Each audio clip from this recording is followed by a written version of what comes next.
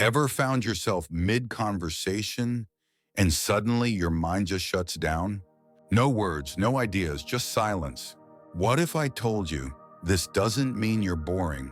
It means your brain is trying too hard to be perfect.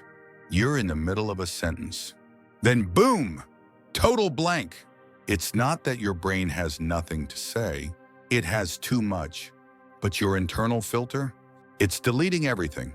Let's fix that today. Imagine standing in front of someone important. You know what you want to say, but your mouth won't move. Your mind freezes.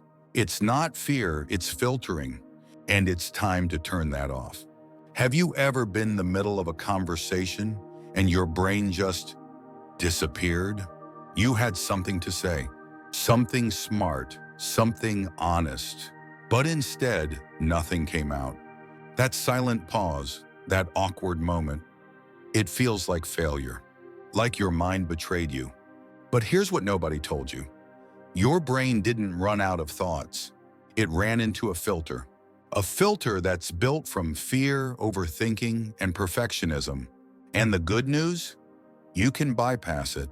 In the next few minutes, I'm going to show you why your mind goes blank, what science says about it, and how people like Brené Brown have learned to break through that silence. By doing the one thing that seems counterintuitive, saying what's on your mind before your brain has time to block it. Picture this. You're at a dinner party. Someone asks, "What's the best trip you've ever taken?" Immediately your mind floods. Italy? Japan? Road trip in the Rockies? You choose Italy. They ask which city, and suddenly nothing arises. You smile awkwardly, searching. Another scenario, a job interview. The panel asks a sharp question. You feel the clock tick. You stutter. You draw a blank. These moments sting because we've internalized a myth. If I'm interesting, I won't freeze. And so we fear the blank because it feels like failure. But that belief is a trap. Let's talk about that mental censor, the filter.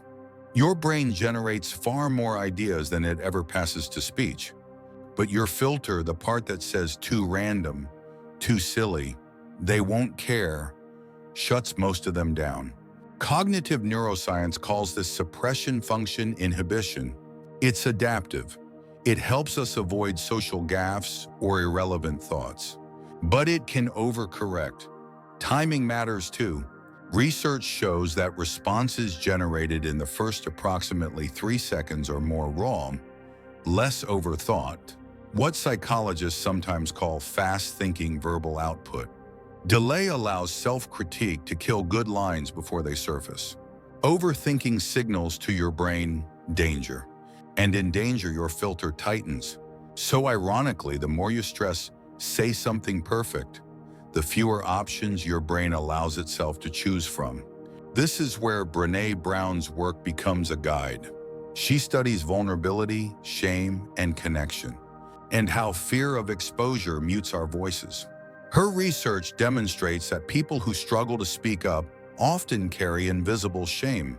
I'm not enough, I'll be judged. That fear builds the filter. But the people who create meaningful conversations, they accept the risk. Brené says, vulnerability is the birthplace of connection. That means saying the awkward thing, the honest thing, the weird, imperfect thing that actually shows who you are. And that requires doing something wild. Speaking before the filter fully activates. Let me introduce you to something powerful, the 3-second rule. If a thought pops into your head, say it within 3 seconds. Don't wait, don't polish, don't perfect. Because after 3 seconds, the filter kicks in. It'll try to convince you your idea isn't good enough. But here's the twist. The stuff you think is boring or random, that's often what makes people like you, because it's real. Someone says, "I love dogs." Your brain thinks, "What kind?" "My neighbor's dog barks all night." "I saw a video of a dog doing yoga." Say one of those, even the silly ones. Because real conversations aren't made of TED Talks. They're made of unexpected connections. And that only happens when you bypass the censor. You know what never runs out? Curiosity. People think they need to be interesting.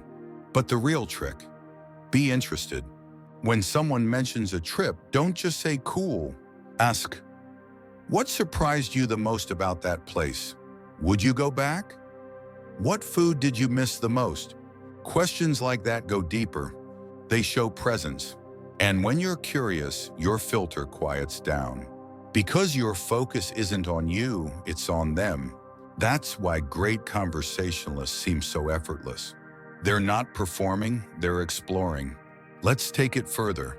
The secret sauce of amazing conversations? Follow-up questions, not surface ones. Deep, layered follow-ups.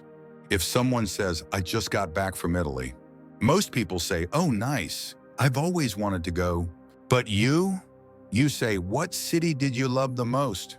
What moment from the trip stuck with you? Would you live there if you could? Every answer becomes a new path. Every detail opens a new story. This is how you stop conversations from dying after 30 seconds. But even with all this, sometimes you'll still go blank. And that's okay. Here's your lifeline. Use the room. Comment on your surroundings. This coffee shop has the best smell. I just noticed how calm it is in here. Or even, I totally blanked. Give me a second to reset. Own the moment. Because real humans do that. And nobody remembers your awkward pause. They remember how you made them feel. So here's your first challenge. This week, try the 3-second rule.